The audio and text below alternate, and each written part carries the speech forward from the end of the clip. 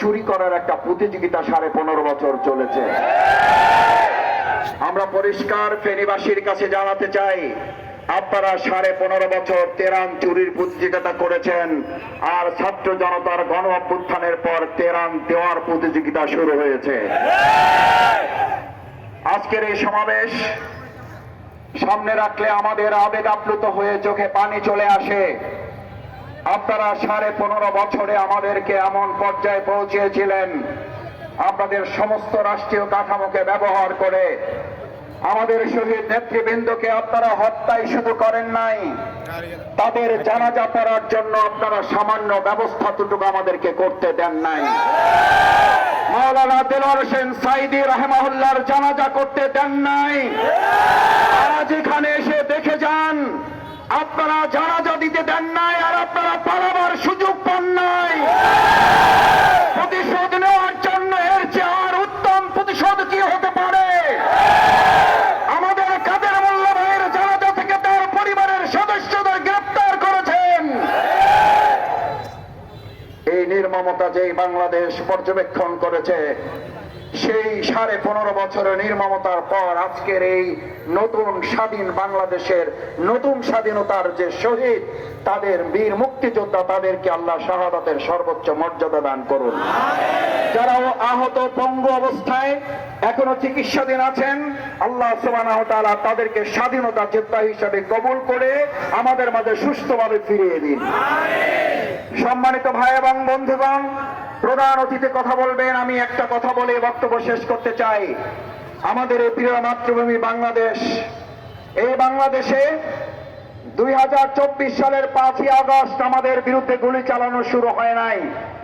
গুলি চালানো শুরু হয়েছিল এই ফ্যাসিস্ট খুনি হাসিনার সরকার। যেখানে পালিয়ে থাকুক, তার ভিডিও এখনো পর্যন্ত মানুষের কাছে আছে। তিনি লগি পরীক্ষা নিয়ে পল্টনে এসে মানুষ হত্যা করার নির্দেশ দিয়েছিলেন। 2006 সালের 28 অক্টোবর সাপের মতো পিটিয়ে আমাদেরকে যারা হত্যা করেছেন, বিচারের কাঠ করে না নেওয়া পর্যন্ত দেশের মানুষ থামবে না। বিচারের আওতায় নিয়ে এসে কার্যকর না করা পর্যন্ত আপনাদের রাজনৈতিক কর্মসূচি চালাতে জনগণ দেবে না। কারণ আপনারা শুধু আমাদের সন্তান, আপনারা শুধু আমাদের বাড়ির ঘরের ভিতরে থাকা নবজাতক, তাদেরকেই হত্যা করে ক্ষান্ত হন নাই। আপনারা গণহত্যা চালিয়ে মূলত গোটা বাংলাদেশকে হত্যা করার পরিকল্পনা নিয়ে হলেও আপনি ক্ষমতায় থাকতে চেয়েছিলেন।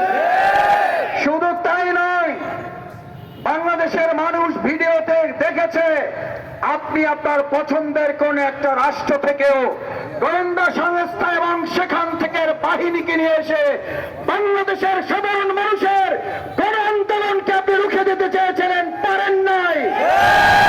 আজকে ঘোষণা করে যাচ্ছি, 18 লক্ষ মানুষ সৈনিকের দায়িত্ব নিয়ে বাংলাদেশের পাহারাদারিত্ব করবে। কোন গোয়েন্দা সংস্থা, কোন পার্শ্ববর্তী রাষ্ট্রের সৈনিকের ভয় দেখিয়ে লাভ হবে না। কারণ আমাদের উপর আধিপত্যবাদী একটি শক্তিকে চাপিয়ে দিয়ে আপনাকে পুতুলের মতো করে ক্ষমতায় বসিয়ে রেখেছিল। আমরা মনে করিয়ে দিতে চাই, এটা সেই বাংলাদেশ, যেই বাংলাদেশে 1952 ভাষা আন্দোলনের ছাত্ররা রক্ত দিয়ে বিজয় ছিনিয়ে এনেছে। এটা সেই বাংলাদেশ, 71-এর স্বাধীনতা যুদ্ধে দেশের ছাত্র জনতা বিজয় ছিনিয়ে এনেছে। এটা সেই বাংলাদেশ, 90-এর গণঅভ্যুত্থানে ছাত্র জনতা বিজয় ছিনিয়ে এনেছে। এটা সেই বাংলাদেশ, 2024-এর 5ই আগস্ট আমরা বিজয় ছিনিয়ে নিয়েছি। আগামী দিনের যে কোনো ষড়যন্ত্র মোকাবেলায় তরুণ যুবকেরা, জনতা হাত তুলে দেখো, প্রয়োজনে জীবন দেব।